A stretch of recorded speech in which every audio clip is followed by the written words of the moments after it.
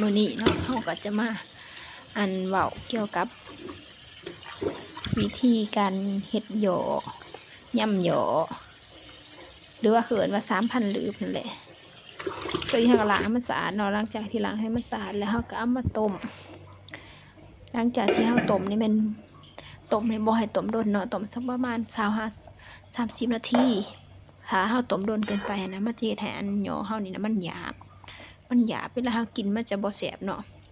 หลังจากเราต้มแล้วเราตักขึ้นมาป้าไว้ให้มันเย็นคือเราป้าไว้ให้มันเย็นก่อน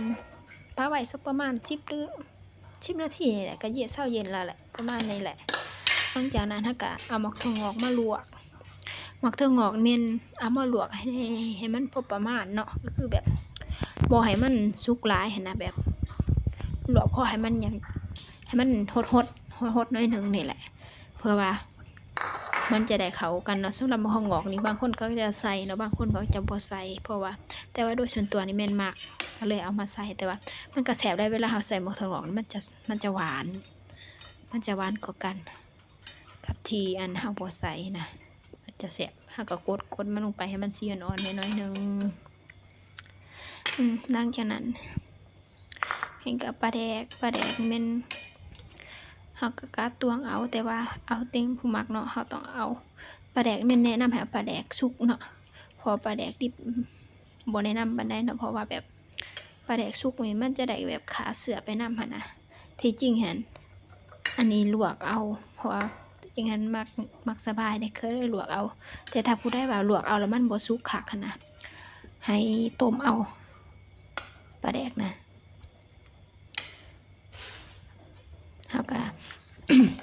เอาขึ้นมาหลังจากที่ว่ามักถั่วงอกลวกได้ซ้ำนึงลวกสักประมาณ5 นาทีแล้วก็เอาขึ้นมาให้มันเสียนอ่อนแน่แล้วก็เอาขึ้นมา วันนี้โอ้เจ็บคอได้เนาะ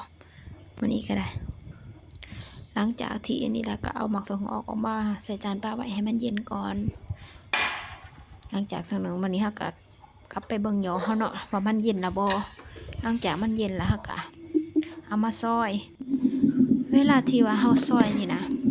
เราบ่ต้องซอยตอนใหญ่ถ้าซอยตอนใหญ่แล้วมันสิหยาบเราต้องซอยนี่ซอยตอนชิ้นน้อยๆนี่เพราะว่าถ้าเราซอยตอนน้อยนึงมันจะหยาบง่ายแล้วมันก็จะบ่หยาบปานใดเนาะถ้าเราซอยตอนใหญ่นี่นึงมันก็หยาบแล้วเวลาเอาเข้าปากเนี่ยมันก็จะมันก็สิหยาบค่ะนะมันก็สิกินอย่างนี้แต่ถ้าเราซอยตอนน้อยเกินไปมันก็มูลผลเวลาขีบขึ้นมาหรือเวลาจับสิกินมันก็นี่เนาะวันนี้ค่ะก็มาซอยผักหอมมันเป็นผักหอมปลอมนะผักหอมปลอมนี่บ่ต้องซอยตอนมูลหลายมาซอยตอนชิ้นใหญ่ๆนี่ก็ได้เพื่อว่าเวลาไปคนเข้ากันมันก็จะมูลเองมันผักหอมนี่บางคนเขาก็จะใส่ผักหอมจีนนำแต่ว่าโดยส่วนตัวแล้วแม่นบ่มักผักหอมจีนปานใดก็เลยว่าบ่ได้ใส่เฮาใส่ผักหอมปลอมแน่ผักหอมบัวแล้วก็ผักหอมบัวใส่หน่อยนึงเพราะว่าน่าใส่ให้มันหอมเนาะนี่นะก็เอาหลังจากที่เราซอยแล้วก็ซอยผักหอมบัวถ้าซอยตอนน้อยๆเอาส่วนผักหอมปลอมเป็นซอยตอนใหญ่ได้ก็ได้ผักหอมบัวก็ซอยธรรมดานี่แหละแบบซอยใส่บนฉลามใส่หยังนี่แหละบ่ต้องซอยตอนใหญ่ปานใดดังนั้นก็มักเผ็ดให้มาซอยนำมักเผ็ดสุกนะมักสุกกับสุกดิบแหละปนกันยิ่งตามแต่ผู้มักเผ็ดบ่หรือมักบ่เผ็ดนะก็ใส่ไปตามนั้นแต่โดยส่วนตัวนี่บ่มักเผ็ดปานใดก็เลยใส่2 หน่วย3 หน่วยนี่ล่ะใส่ไป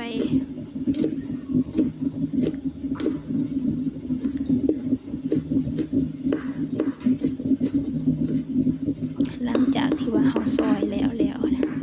เฮาก็เอามาคนกันนี่เด้เวลาเฮาซอยแล้วมันก็จะเป็นสีแนวนี้เนาะเห็นบ่มันจะบ่ใหญ่ปานใดแล้วก็บ่น้อยปานใด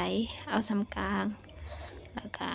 หลังจากนั้นก็เอาทุกอย่างให้มาผสมกันเนาะแล้วก็มาถั่วงอกลงเอาผักหอมลงบัดนี้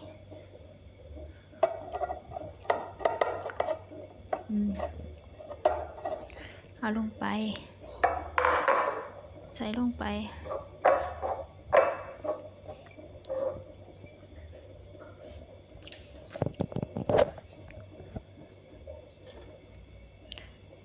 เห็นบ่เบิ่งไกลๆบ่มันจะเป็นลักษณะแบบนี้ตอนที่เวลาที่เฮาบ่ทันได้คนนะเฮาก็มักเพชรป่นใส่น้อยนึงมักเพชรป่นเป็นหยังต้องใส่มักเพชรป่นเฮาแบบเฮาใส่ให้มันหอมหั่นน่ะนอกจากเฮาสิใส่มักเพชรซอยแล้วใส่มักเพชรป่นน้อยนึงใส่แป้งนัวน้อยนึงแป้งนัวก็อิงตามผู้มักใส่หลายใส่น้อยเนาะ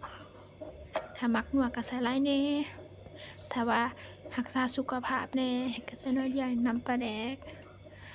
ดกนี้เฮาต้องใส่หน่อยไว้ก่อน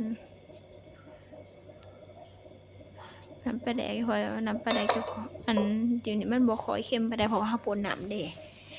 ก็เลยใส่3 บวง3-4 บวงนี่แหละแล้วก็บีบมะนาวลงมะนาวเฮาต้องใส่2 เพียงนี่แหละเพื่อว่าเฮาต้องบ่ให้มันสมหลายเกินไปนะสมหลายก็บ่แซ่บเนาะแล้วเฮาก็คนเข้ากันเอาจองคนกันแต่ว่าถ้าบางคนก็สิย้านว่าเอาจองคนแล้วมันสิบ่เข้ากันหั่นนะ